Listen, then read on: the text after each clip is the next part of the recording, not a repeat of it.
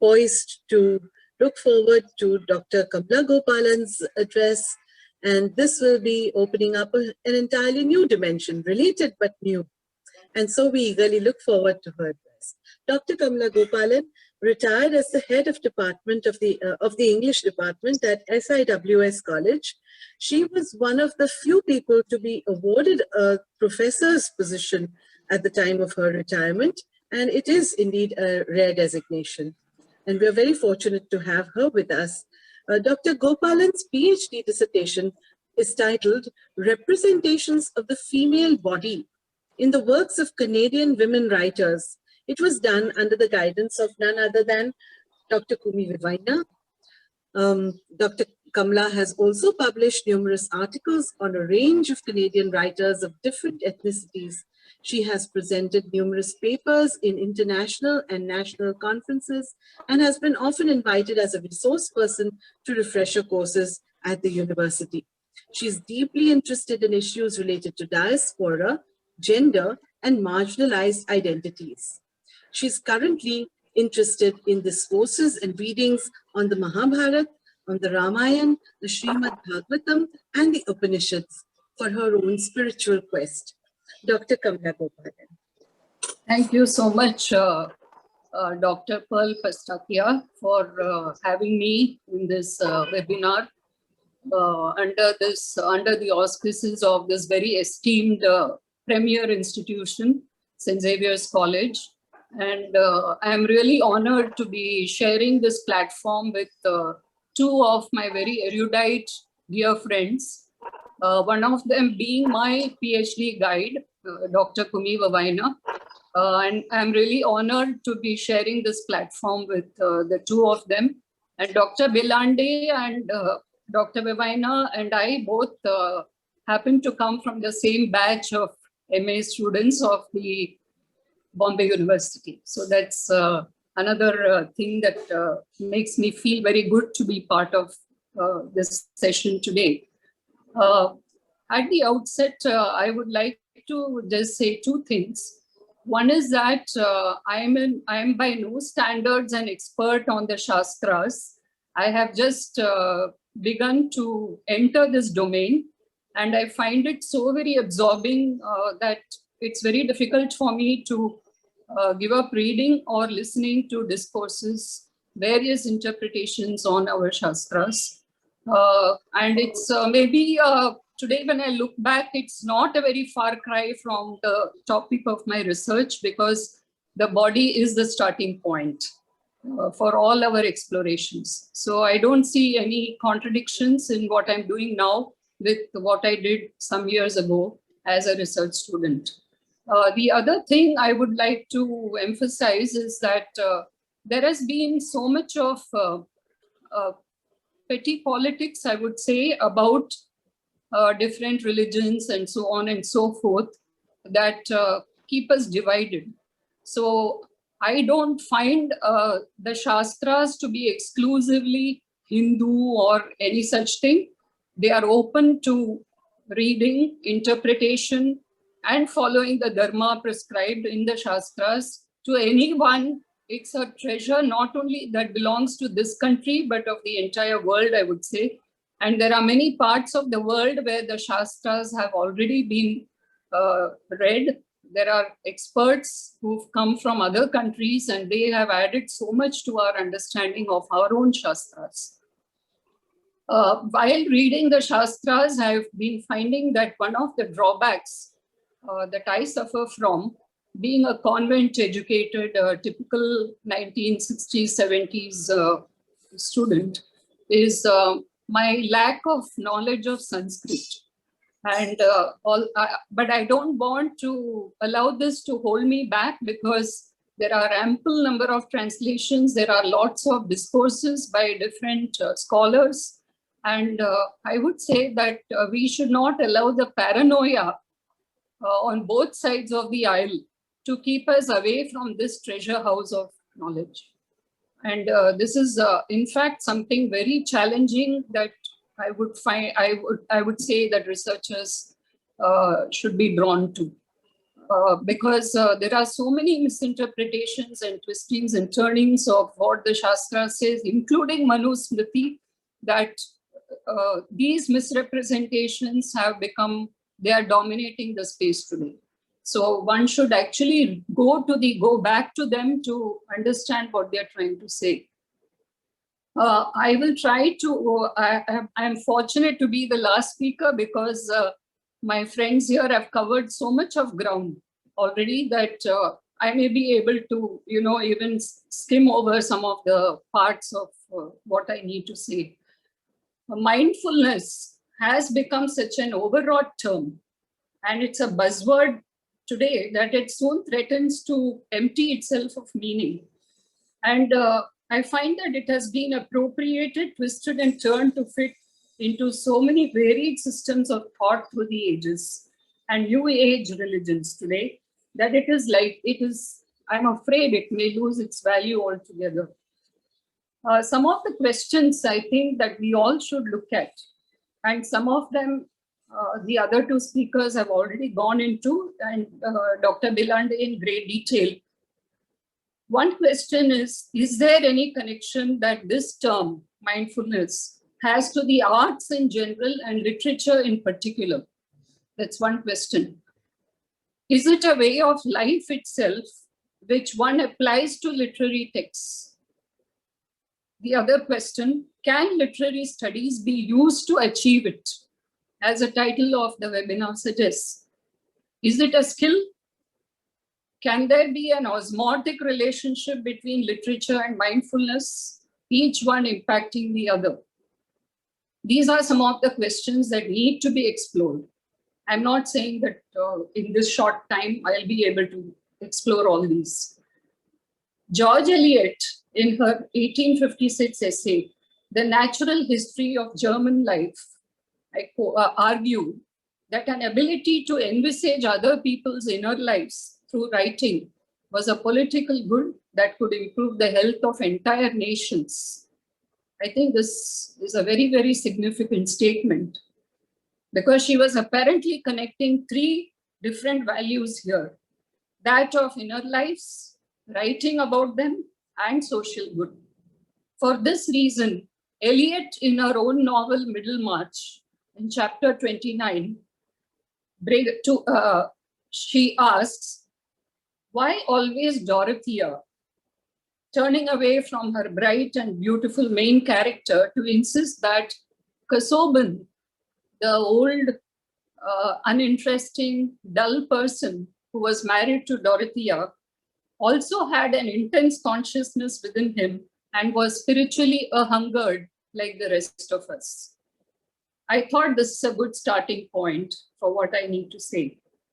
At the outset, I would like to dwell on mindfulness, something of its origins, which Dr. Vivina has already gone into it, but something which I could gather from the scriptures so that we can understand the full scope of this term and thereby create a deeper understanding and perhaps see its relation to literature. One can look at Rig Veda and find the term dhyana that is used in a Vaidiha way. Vaidiha coming as an adjective from Vedas.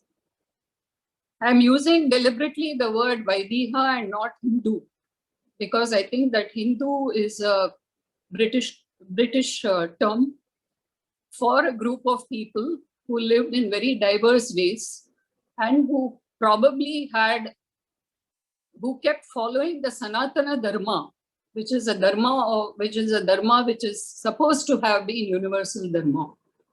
So that is why we didn't ever have a name for the religion, because it was just a way of life. So later on, the conquerors, imperialists had to coin a term to point out to certain groups of people within the country who were following this particular Vedic way.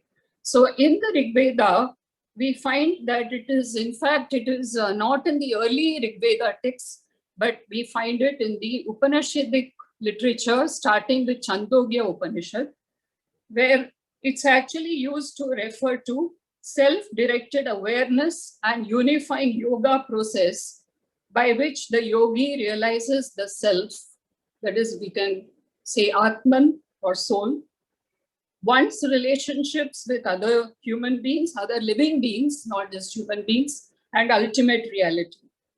The origins of this term lie somewhere in the Sramanic movement of ancient India, which was actually called Bharatavarsha, which was pre-Buddha and pre-Mahavira, that is pre-6th century. The way dhyana was used should not be confused with a simplistic meditation ritualistically done, promoted by a lot of New Age gurus. The root word here is D-H-I, which is the earliest layer of the text of the Vedas, referring to imaginative vision. And it was associated with goddess Saraswati, who in turn is associated with, as we all know, knowledge, wisdom, and poetic eloquence. The last one is noteworthy for its direct reference to literature. To distinguish dhyana from dharana, dhyana is a state of mind and dharana is a process of mind. Adi Shankara, in his commentary on Yoga Sutras, distinguishes dhyana from dharana by explaining dhyana as a yoga state where there is only, I quote, the stream of continuous thought about the subject, uninterrupted by other thoughts of different kind for the same subject. Dharana, states Shankara, is focused on one object, but aware of its many aspects and ideas about the object. He adds that the state of meditation preceding dhyana is called dharana. Dharana means holding on. Dharan karna, receptacle, holding on, fixing focus on the tip of the nose, the breath, etc. Dharana is often what we are doing when we do close textual reading. Studying the features, recurring tropes, and stylistic devices in a text requires intense dharana. We reach out to larger meanings and inferences, assembling our perceptions to point to deeper observations and experiences that it leads us to. The practice of dharana, dhyana, and samadhi together is designated as samayama, that is holding together, in Patanjali's Yoga Sutras, which Dr. Bilande has been referring to quite a bit. And this seems to be almost reminiscent of the state of epiphany for the writer, definitely, hopefully for the reader too. Dharana can thus be a very good critical tool to become aware of all the aspects of the object, the text in this case. When a reader focuses on a text to the exclusion of all else, for example, even comparisons with others or one's own life experiences or that of the writer, he is able to decode the finer nuances of it, the intended meaning, and even layers of interpretation in close textual reading. Understanding symbolism, the ability to deconstruct a text, negotiate contested concepts, reading extended metaphors are all enabled by this process. Familiarity with schools of criticism should not hamper this dharana, but enhance a rich experience of the text. I would like to emphasize this point because very often as students of literature, we get caught up in one or the other of the schools, and then we start wearing blinkers when we look at other texts. And we become totally blind to all the other signals that the text seems to be giving to us. It is this that enabled multiple layered readings of complex classics like Jane Eyre or Wuthering Heights, for instance. When using the process of dharana, epics like Paradise Lost yield multiple layers of meanings. The embedded symbols unfolding latent meanings. Classics, hence, always lead to rereadings, since the process works both ways. This constant practice of reading improves the ability of the reader to achieve complete dharana to the seclusion of all else. Dhyana would lead the reader as if by the hand to the state of seeing oneness in not just multiple texts, but getting glimpses of their common values, features, and truth statements. In fact, the Shastras go beyond this even. In the second section of Yoga Sutras, Patanjali declares that the states of mind or kleshas, the states of mind which are produced by different afflictions or kleshas. I think Dr. Belande already listed out the kleshas, so I'm going to skip over the specific kleshas. It suffices to say that actions performed under the influence of these afflictions or the states of mind lead to karma and fructify as birth, span of life and enjoyment, bhoga, of worldly things. Dhyana also resolves the problem of karma and ending the chain of transmigration. That is the cycle of births and rebirths. It is possible. Dhyana is a step towards this, escaping the cycle of births and rebirths. I actually wanted to read a shloka from Vishnu Sahasranam, a Dhyana shloka, but I don't think that I'm going to have enough time to do that. So I'm going to keep it for a later time, perhaps. Eckhart Tolle, and I think both Dr. Belande and Dr. Vevaina referred to him at length. I find that he reinforces and confirms the state of being in his book, The Power of Now, in these words. I quote, Zen masters use the word Satori to describe a flash of insight, a moment of no mind and total presence, unquote. This presence, writes Tolle, is needed to become aware of the beauty, the majesty, and the sacredness of nature. And here nature could easily be replaced by art. Okay, I certainly will, perhaps at the end of the paper, Pearl, I will definitely recite the shloka. Tolle laments that, I quote again, because we live in such a mind-dominated culture, most art, architecture, music, and literature are devoid of beauty, of inner essence, with very few exceptions. The reason is that these people who create those things cannot, even for a moment, free themselves from the mind. And Dr. Vevaina beautifully pointed to the difference between mindful, double L, and mindful, single L. So these people are never in touch with that place within where true creativity and beauty arise. The Shastras refer to the 5 sheets, the sheets meaning courts or koshas that surround the Atman. They are Annamaya Kosha, that is a gross body, or it's called Sthula Sharira, Pranamaya Kosha, which is a breath, Manomaya Kosha, which is a mind, Vijnanamaya Kosha, which is the intellect, and Anandamaya Kosha. All these sheets are transient, subject to temporality and change.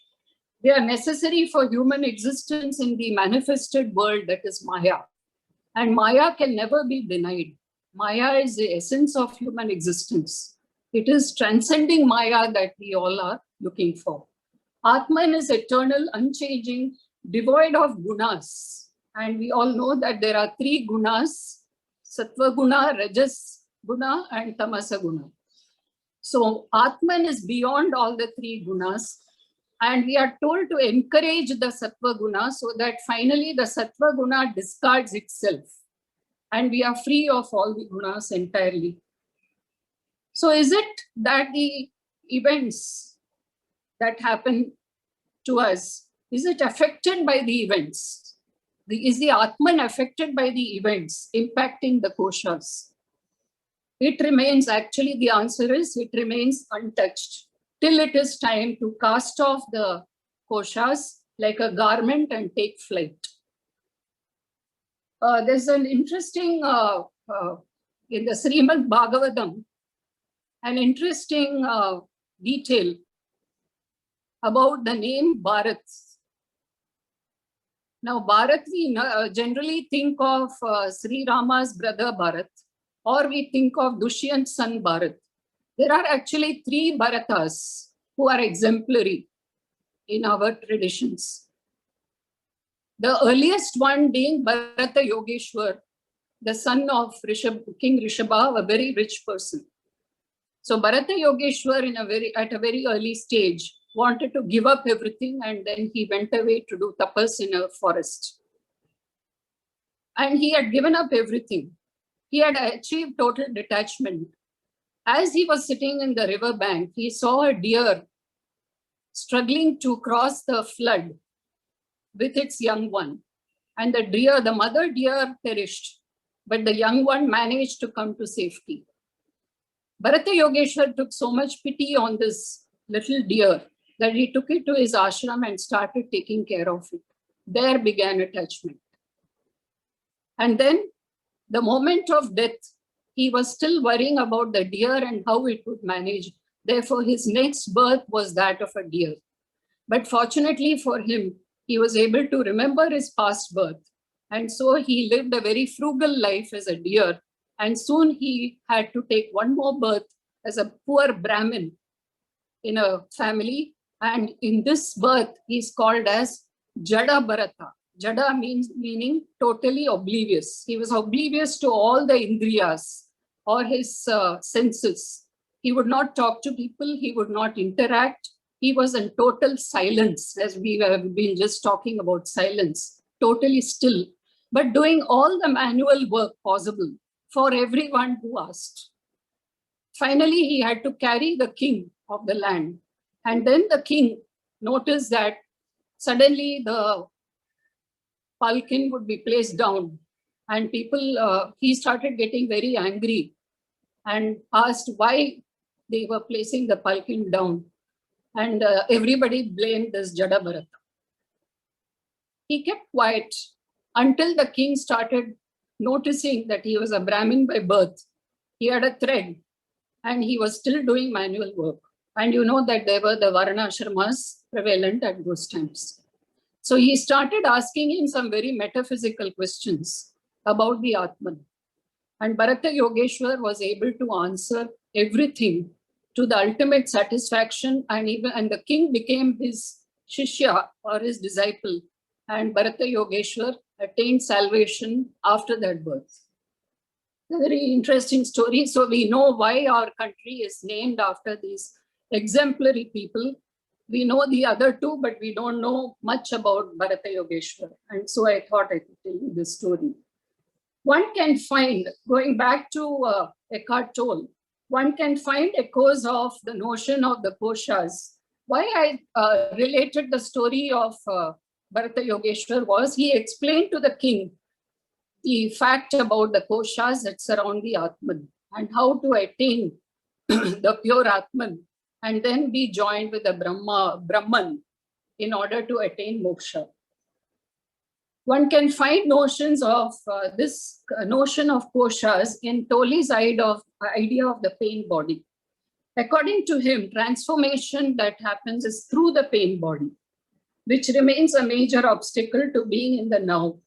Now being actually a harmony of oneness with the spirit.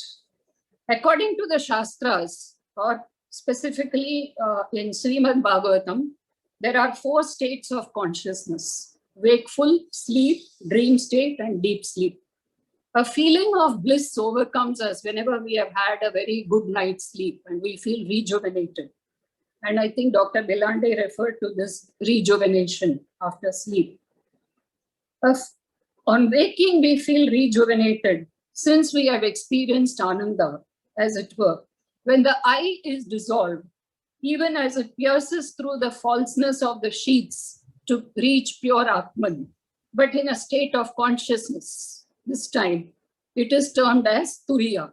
There was mention of Turiya also in the discussions, which then goes into Samadhi. And Dr. Vivina in her talk was referring to the conscious oneness that we need to achieve. Explaining the notion of the pain body, Tolle writes, I quote, the pain body consists of trapped life energy that has split off from your total energy field and has become temporarily autonomous through the unnatural process of mind identification. This is what we are doing constantly. Anxieties, panic, sadness, depression, all this is a result of our identification with the mind and not the true self. That is why Ramana Maharishi started off by telling people, know thyself. That is, it is a process to negation, neti, that we arrive finally at the pure Atman. And this is the ultimate purpose of our life. Confessional poetry of poets like Anne Sexton, or a novel like Canadian writer Audrey Thomas's Mrs. Blood could be read in this light.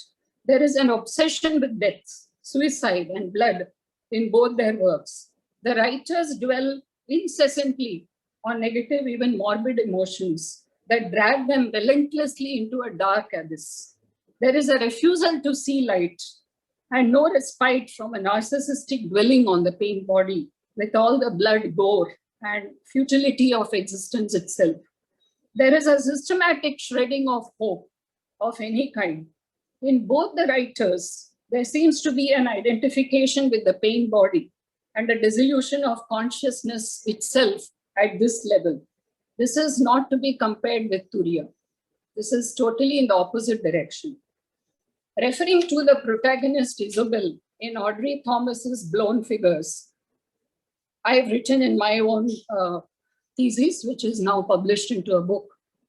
I quote, she regresses to the state of primary identification or narcissism. Isobel's growing inner chaos is reflected in the gradual fragmentation of the narrative with its empty chapters, one-liners, and seemingly random selection of news and things included.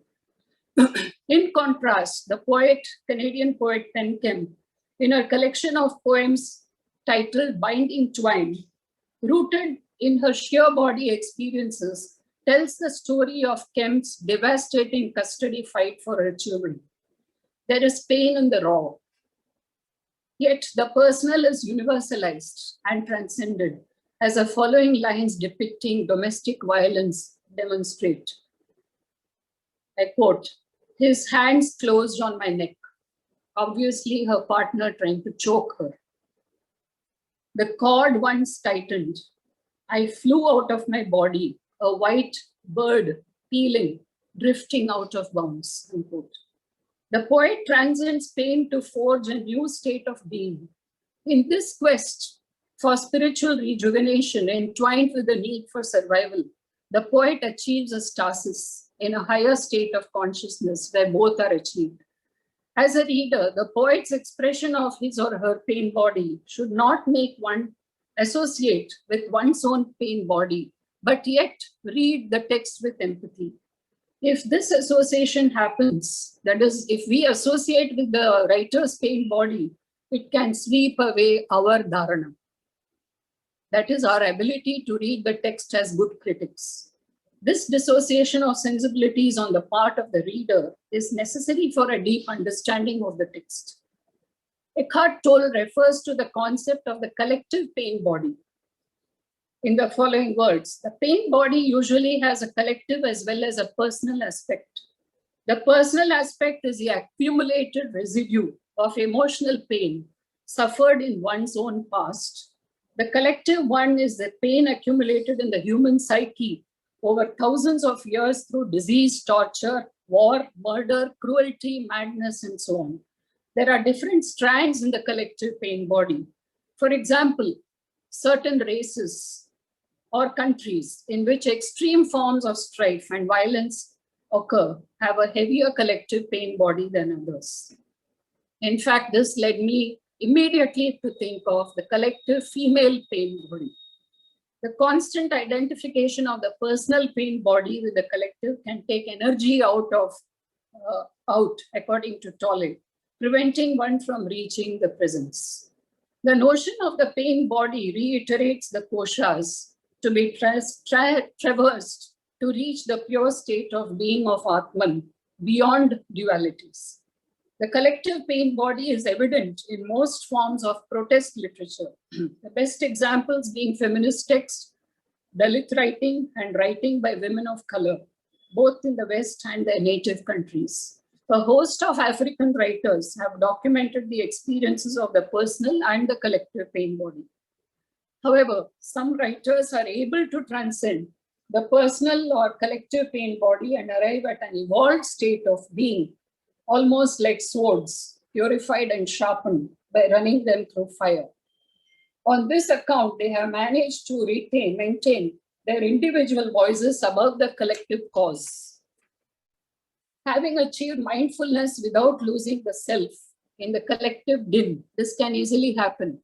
In a collective cause, you can lose your individual self, being swept away by the rhetoric of different groups. They have made their mark, these writers have made their mark as writers as well. Alice Walker, the iconic Afro-American writer in a classic novel, Color Purple, is already in conversation with God when unraveling Celie's, the main protagonist Celie's pain body and the torturous process of growing up. In her novel, the sequel to this Color Purple, Temple of My Familiar, Celie finds happiness and harmony with Shug Avery, her husband's former mistress. Shug is a catalyst for Celie's evolution. They in turn become role models. They become the role models, carrying the message of love and self-dignity for the community. The writer becomes an archaeologist, delving into the community's glorious past. The community in Africa was in the harmonious presence of the divine and nature. This process helps these writers to move beyond the pain body into a wholesome, happy presence. For writers like Canadian poet Nurbeze Philip, the collective pain body is needed to strategically draw society's attention to the race's painful past. She points out that memory is more than nostalgic memory. It has a kinetic quality to it, an energy to it. Since their racial memory, including language of the distant past, was wiped out, the collective pain body becomes their identity. Philip refers to the body's intelligence, interestingly, and the mind as a part of the body, thus rejecting the Western body-mind dichotomy. The notion of the body itself acquires nuances never before thought of in the works of writers like Nurbeze Philip. In her oeuvre, the body, text, history, and memory are interlaced to recover the splintered self of the Black female subject. Her poem, particularly her poem, The Catechist, which describes a Black girl's first communion, shows that traditional religion failed to resolve the contradictions confronting her by way of religious tenets and the realities of her lost self. There is a long and arduous journey the poet undertakes to deconstruct the oppressive language imposed on her by Western patriarchy and then forge a new language she can own. She is then able to retrieve the ancient lost wisdom of her tribe, which had lived in harmony with nature. This collection of poems traces a trajectory of the poet's epic journey from the fragmentation of self and splintered cultural identity, arising out of the pain and trauma of the colonial experience of loss to achieving wholeness and integration with the language of her own. This journey is simultaneous with the poet's freeing herself of alienation from her body to getting in touch with her real Black female body, which yields a new language through its memories of sounds and rhythms of the tribal past. The illustrations of the collective pain body here, which I've tried to give, clearly show that the writers need to move beyond collective memory individually and creatively to make breaks with the past in order to achieve harmony within the self. However excruciating the process might be, these are individual breakthroughs achieved being fully mindful of the ravages wrought by the past. The alignment with the self is possible only after working one's way through the pain body. However, It is mindfulness of the process itself that helps the writers to achieve integration in order to write about it. The reader partakes of this journey through mindful reading, made possible by dharana and a lot of dhyana on the writer's condition, which in turn makes a true empathy possible. There is thus a transmutation of pain. In order to get past samsara of the cycle of birth and rebirth, Srimad Bhagavatam keeps proffering bhakti marga as the only way to reach the state of Satchidananda, cutting through the falsehoods that the Indriyas are our senses.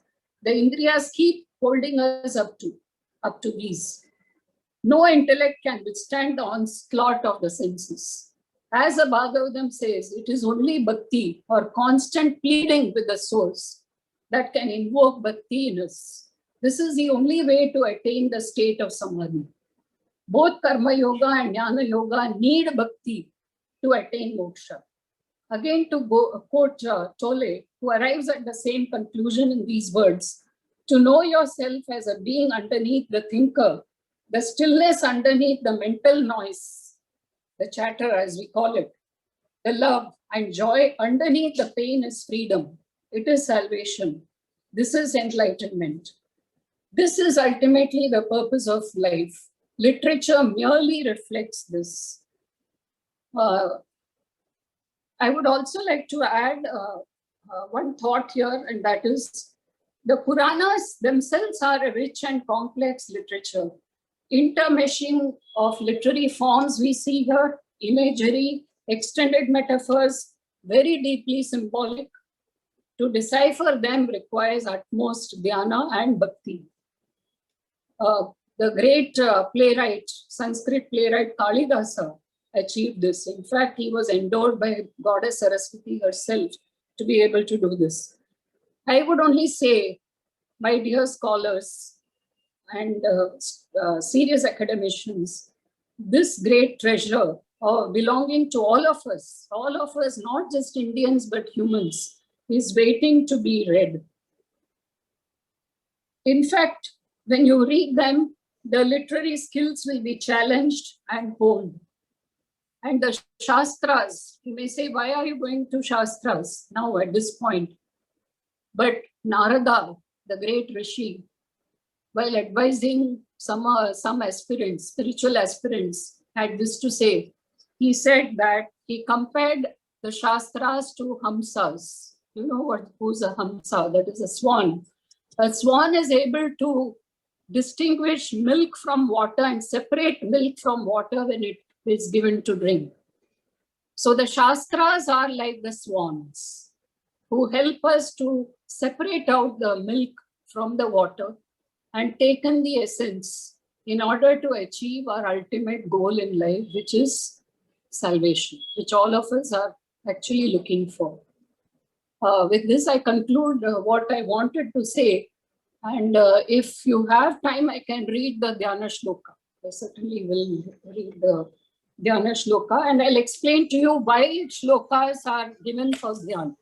In fact, they never had practices like focusing on a point or focusing on your breath or focusing on the tip of your nose.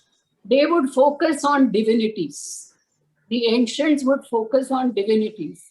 And even in focusing on divinities, they had a way of doing it. And this shloka actually brings it out. I'll read out to you. Shirodanvat Pradeshe Sushimani Vilasat Saikate Muktikana Mala Klipta Sanastas Padihamani Nibair Muktikair Manditangaha Shubrai Rabrai Radabrai Rupari Virachatair Muktapi Yusha Varshahi Anandina Punya Darinalingada Shankapanir Mukunda Bhupadav Yasyana Birvyada Suranilash Chandra Surya Uchanetre Karnavasha Shirodbhaur Mukhamapi Dhano Yasya Vasteyamabdihi Antastam Yasya Vishwam Suranaragau Bhoko Vidantarvadaityahi Chitram Ram Ramyate Tam Tribhuvana Vapusham Vishnu Isham Namami. This is nothing but dwelling on Lord Vishnu, going from his foot the charan, to various, the nupur he wears, to his strong legs, to his manly thighs, to the waistband, to the pitambara that he is worn, to his gem-studded bangles, to his armlets, amulets, to his necklaces, which bears a kaustubh stone, and then on to his face, the beautiful face of Lord Vishnu. When people ask, what is a way to meditate? I'm not saying this is the only way to meditate, but this is certainly one of the ways that one could try and meditate. Maybe initially you'll keep a picture in front of you, but later this will get embedded in your memory and you'll be able to recall slowly. That is why I personally, if you ask me, I don't like to meditate on Shunya. I would like to meditate on divinities. And this divine God, Lord Vishnu, happens to also be my Ishta Devata. So each one of us will have an Ishta Devata. So we can meditate on our Ishta Devatas, and there are shlokas for all Devatas. There is shloka for meditating on Ganesh. There is shloka for meditating on a Saraswati. Or even if you say the Gayatri Mantra, it can calm you and spread positive vibrations, not only for you, but for the entire house and to people all around you. And this is just the beginning of the spiritual journey for all of us. Thank you so much for having me. And it was a pleasure to be part of this. And especially it was so comfortable having my two friends here who I know will understand, all that I'm trying to say. Thank you so much.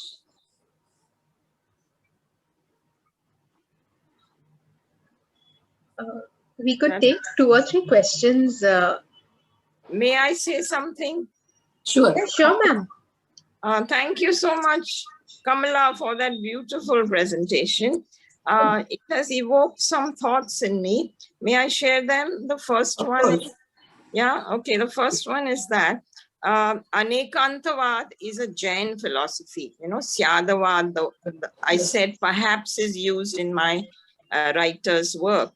So that's beautiful.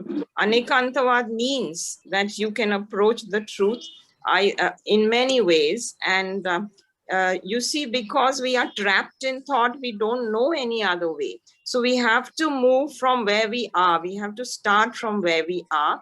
And certainly the relative world, as I said, the ego was the helper, ego is the bar. Yeah.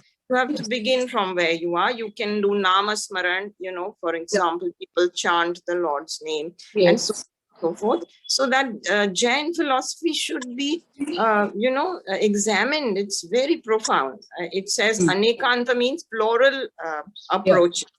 The second point I wanted to raise was, you spoke about sleep being rejuvenating, but also to note is the fact that sleep also brings answers to equations in the morning, which means there is some intuitive activity happening within. Yeah. And as students and researchers, this dimension therefore should be enhanced and addressed. And the third point I wanted to make was about the artists. You beautifully depicted,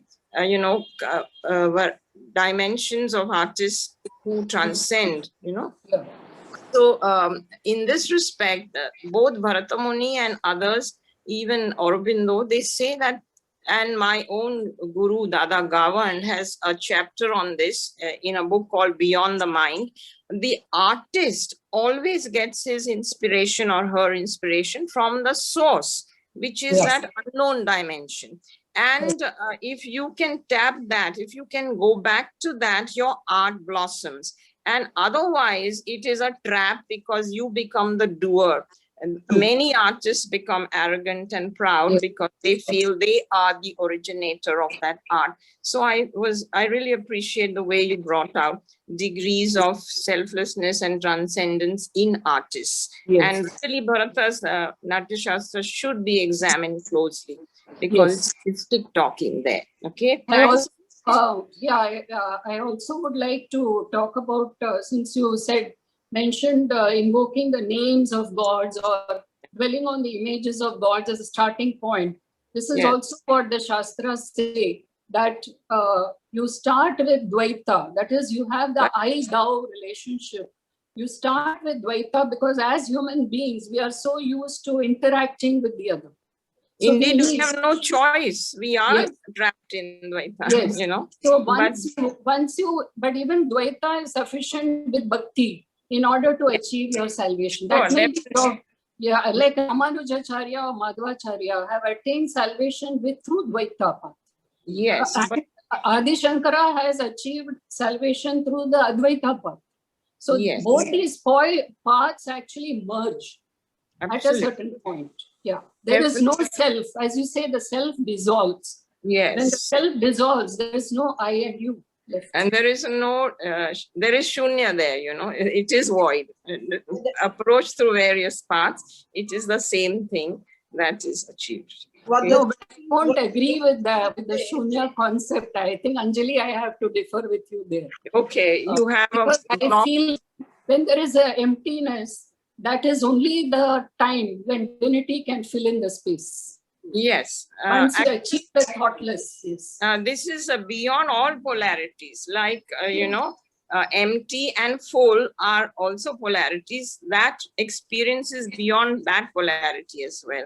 Even silence is not the absence of noise. It is a third dimension. It's a transcendental dimension, which we cannot speak about through logic and language. This is my understanding. You can only realize it through stillness. May I just add? Yes. This is again something which Eckhart Tolle so eloquently talks about in his work, Stillness Speaks. Yes. Where actually the dancer and the dance become one. There is no separate dancer and there is no separate dance like in Sufi dancing. Is it okay for me to make a quick observation? Very quick observation? Sure, ma'am. Sure. Please go ahead. There was a question which cropped up in the chat box during my presentation, and I want to link it to what Kamala has said during her beautiful presentation. The question was that doesn't art come out of a lot of conflict? And I would say that, yes, indeed it does, because if it depicts a human condition, it needs necessarily to depict conflict. But as Carl Jung, the great psychologist, said, that everything. Sorry, am I clear? Am I being heard? Yes. Yeah. So as Carl Jung, the Swiss psychologist, very pertinently observed, everything of human creation has a shadow side and an ego side, an ego shadow side and a spiritual side. So perhaps we have to go through all of that to understand all of that in order to move to the most spiritually oriented literature. Though, of course, there is no stage in life like after 30 or after 20 or anything like that. But there is a lot of literature which is distinctly very dark. And I'll just give a very quick example. I forget the name of the song, but there was a song which was extremely popular in the 90s. And that's people started noticing that young people in a certain small village in Ireland were committing mass suicides. And it was traced to a song which glorified suicide. So we can't say that all of art and all of literature is going to lead us to salvation and mindfulness.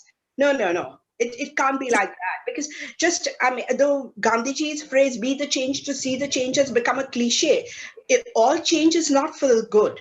The Dalai Lama points out that it's not only action and vision which is good, but it's positive action and positive vision. So, I mean, literature will offer you this gamut, what you pick from it, how you work your way through it. Maybe at times you do need to read conflict literature.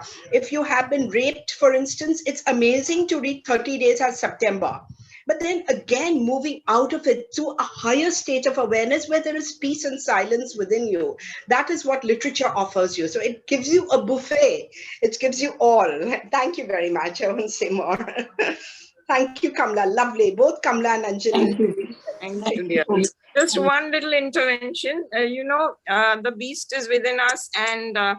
exploring the demon is very important, isn't it? The night of the soul before we transcend and Absolutely. arrive at stillness. So that literature also has its value because it's exploring the demonic side We of. cannot hear you. of- Could And you there- please unmute? There is no your one mic? point where you've really understood that beast within you. The beast Correct. you will show different faces at different times, and Yes. that is your journey of life. Yes. I think, Mind cannot. if I could just intervene there, I think the Shastras also talk about the three gunas, which are always trying to balance. So the tamas, Yeah. we all have tamas. For example, if you sleep for, at an ungodly hour, or you're sleeping for 10, 12 hours a day, these are very tamasic qualities. So in the same Yes.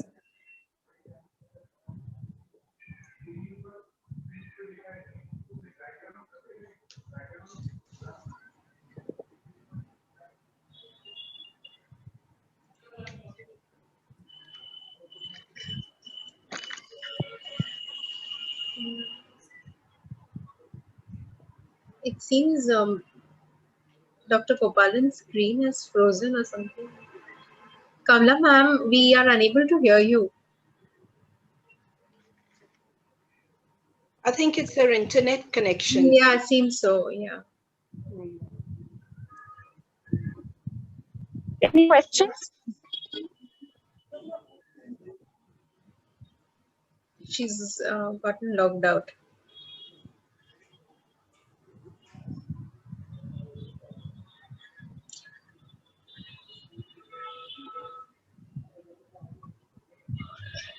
While we wait for Kamla ma'am to come back to the meeting, I would like to invite Ms. Toshita Sahani, and she is a TY student. She'll be proposing the vote of thanks.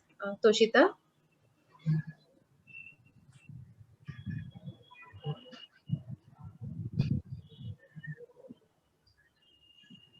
Good afternoon, everyone. On behalf of the audience and the organizers of today's webinar, I would like to sincerely thank all three of our resource persons. Dr. Kumi Vavaina, who was our keynote speaker, followed by Dr. Anjali Bhelande and Dr. Kamla Gopalan. Each session has been so wonderfully insightful and informative. I think humanities in general and literature in particular is often criticized as being too theoretical and inconsequential in the grand scheme of things. But your lectures have shown us just how wrong this view is. We have realized now how learning humanities and literature can aid in personal well-being and growth. And this is actually crucial for civilization as a whole, since sensitive individuals are needed to make a sensitive society. And we are all very grateful for this valuable lesson. Secondly, I would like to thank our rector, Father Keith D'Souza, Principal Dr. Rajendra Shinde, Vice Principal for Academics, Dr. Karuna Gokar, Vice Principal for Arts, Dr. Annapurna, and Vice Principal for Science, Dr. Rishikesh Samant, for their constant support. We are also very grateful to the RUSA team for their help in creating and executing this academic event. I would also like to thank our office staff for all their work behind the scenes. This event has been in the making since quite a long time. Both the faculty and the student organizers have been steadfastly working towards making this webinar an interesting and engaging one for all involved. I would like to thank our English professors, Dr. Pearl Pastakia, the head of department, Dr. Rashmi Lee George, and Dr. Prasita Mukherjee for all their efforts and inputs. I'm also very grateful to my fellow heads of the English Association, Janice and Rukmini, for their help, along with the rest of the XCA team. Thanks also to Stuti and Sahil for their assistance and suggestions. Finally, a heartfelt thanks to our beloved audience. Without your active participation, enthusiastic questions and comments, this webinar could not have been a success. In today's world, I think we will all agree that it is necessary to break free from myopic perspectives in academia.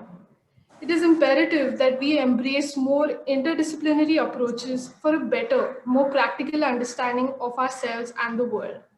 We are so fortunate that today's webinar provided us an opportunity to do just that. I hope that you all have taken something new and meaningful from today's event. Wishing you all a great day ahead.